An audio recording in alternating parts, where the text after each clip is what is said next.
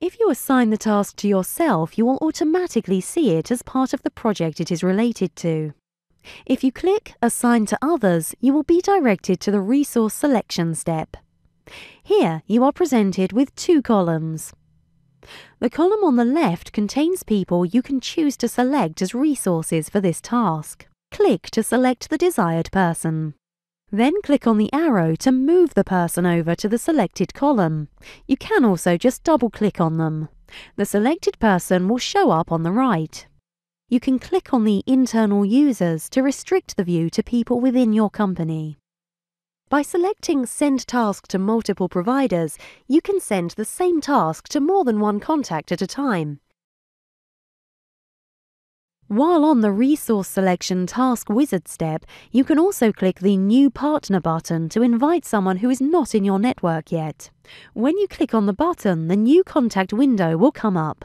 Whether they are a bCommunities user or not, they will receive an invitation to participate in your project. At the bottom menu of this window, you have the options to Save Task or Save and Send to Resources. If you decide to not send the task yet to the resource, you click Save Task. The task will then appear in the project related with an action button saying Send to Resource. If you decide to send the task to the resource at this time, you select Save and Send to Resources. The selected person will then get an email and see the task you sent in their list of tasks. Within the Home screen, user will see it in different panels as he or she selects them in Settings. In the Project screen, user will see it both in the Dependencies by Project view and in the List view by Tasks.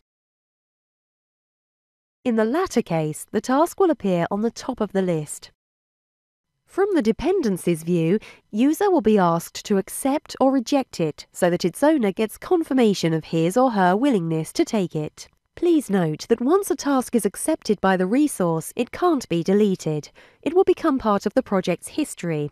If the resource decides to reject the requested task, it will disappear from his or her list, but there will be a record of the transaction within the Communications view for future reference.